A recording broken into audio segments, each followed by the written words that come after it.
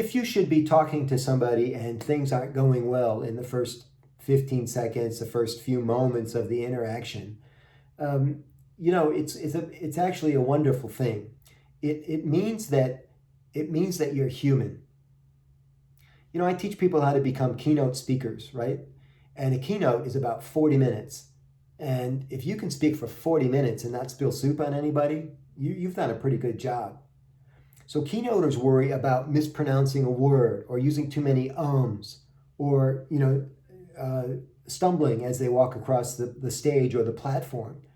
But I always tell people that making a mistake like that is a much bigger deal to you than it is to anybody in the audience.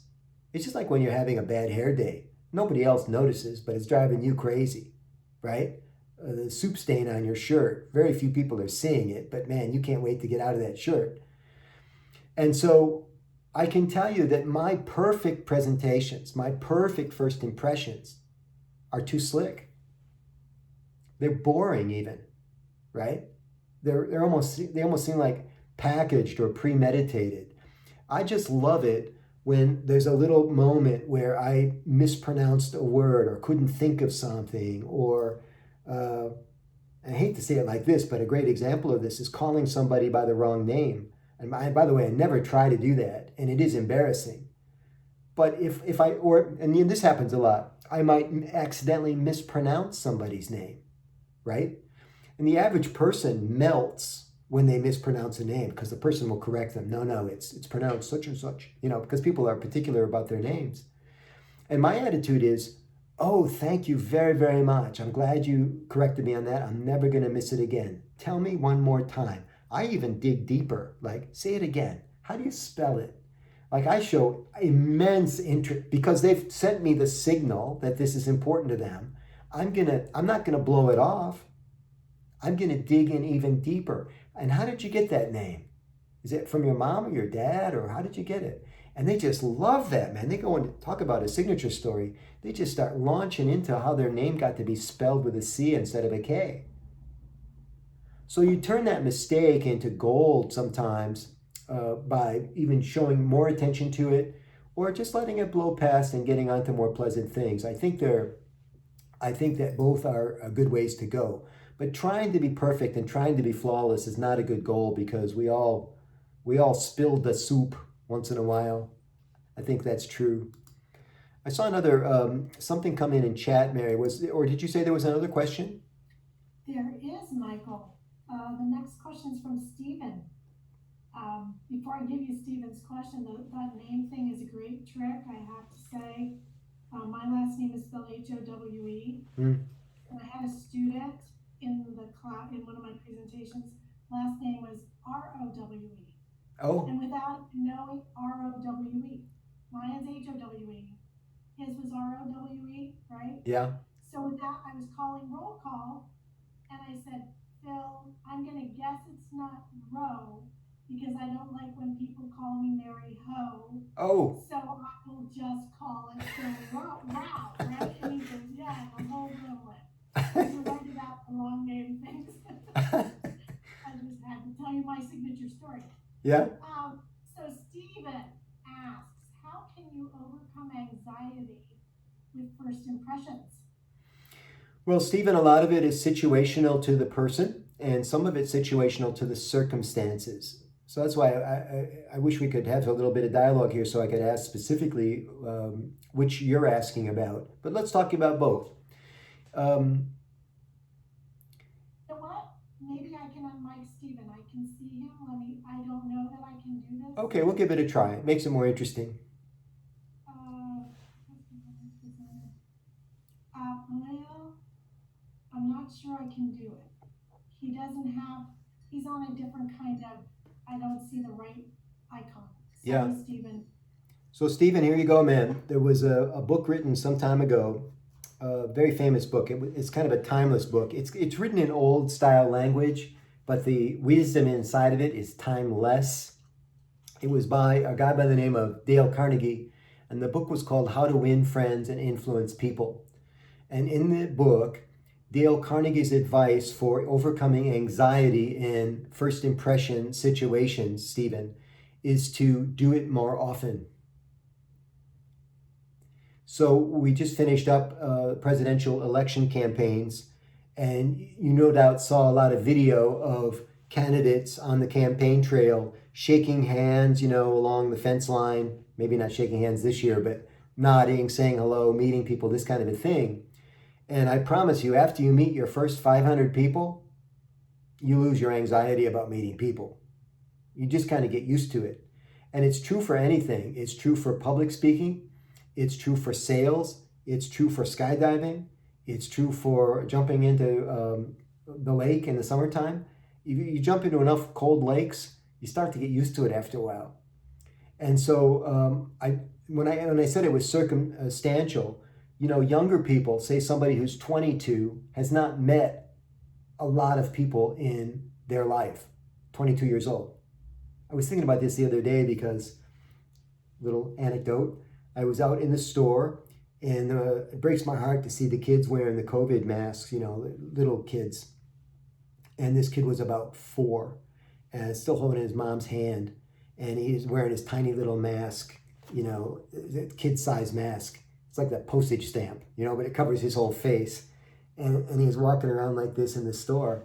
And I thought, what a crappy way to spend what might be the first 2 of the first 6 years of your life. And what are the long-term ramifications of that in that kid's head?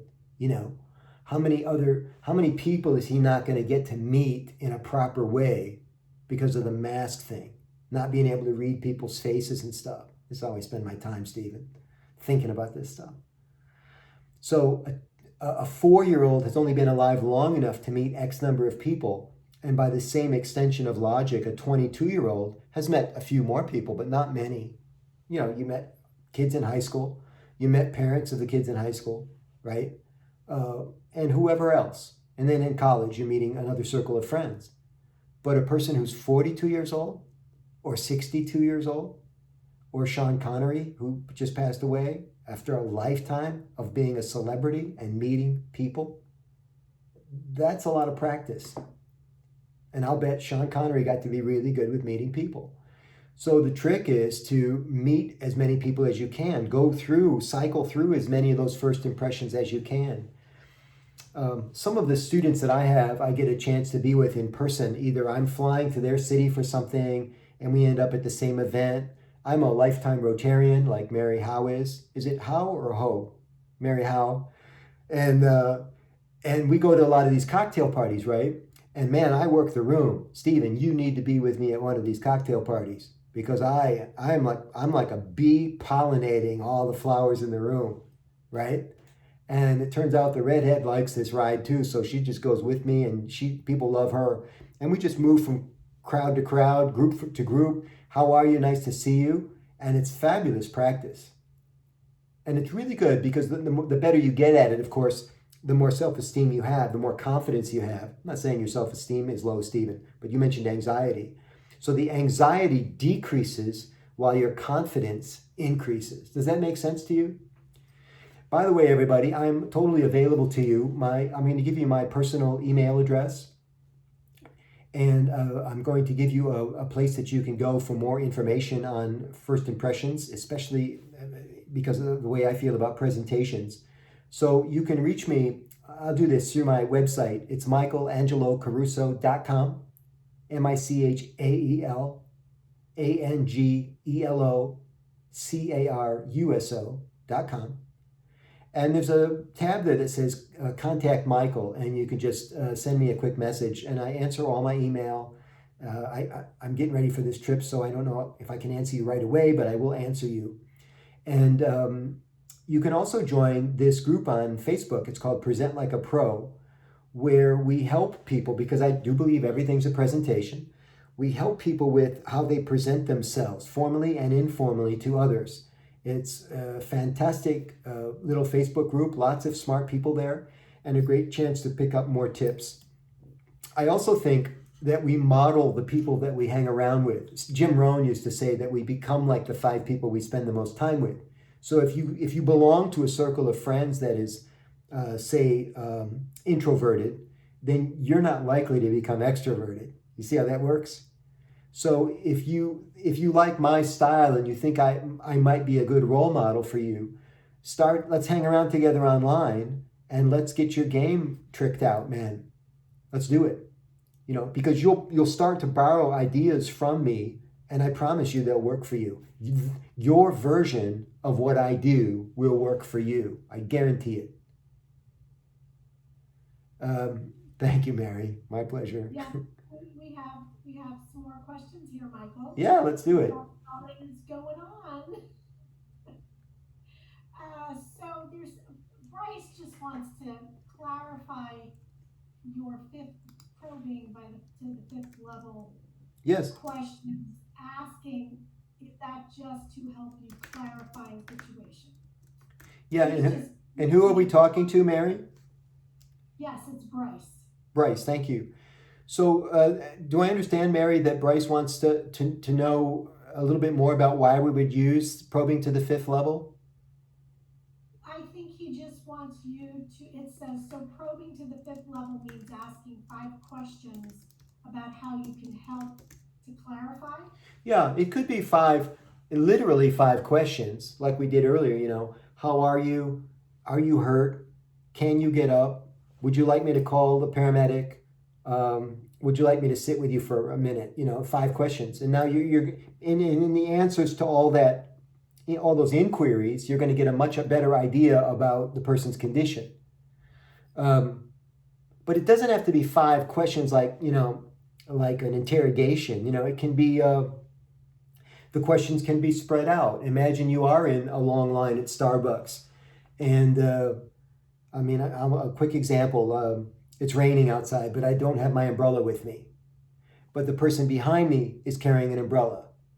I got nothing else to do. I'm going to practice, right? So I turn around to the person behind me, Stephen, from the earlier question, and I say, wow, you must be an organized person. That's the first probe, right? And they go, and they laugh and they go, well, I don't know if I'm that organized. Why do you say that? And I say, because you're carrying an umbrella and I'm not. So that's my second, interaction. You're carrying an umbrella and I'm not. You're organized.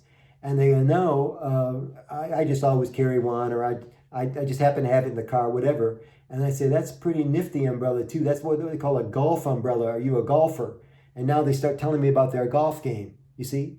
And before you know it, we know somebody who belongs to the same golf club. 4, 5. You just never know where this is going to go. And that's the lovely part of all this, Bryce, is you're not just doing it for practice or because it's, quote, the right thing to do. You're doing it because it's like a colander. You know what a colander is in the kitchen when you put veggies or water or a bunch of stuff into this plastic bowl that has holes in it, and then all of the liquid drops out and you're left with the good stuff. Stuff that you want to go down the drain seeps out of the colander and everything that's left is good, right? But you got to get some stuff into the colander in order to have the good stuff. And that's what probing to the fifth level is about. But if I just turned around and I said, hey, you're really organized, and I turned back around again, maybe the guy goes, well, thank you. Nobody got anything out of that. I had to hang in there with him, right, to follow through. I guess that's a good way to explain probing to the fifth level. I hope that helps. I think it might have, Michael. Yes, I think you're going to love the next question. Honestly, your last name is Caruso, right? Mm-hmm. So you're of Italian heritage, correct? My maiden name is Lenzini.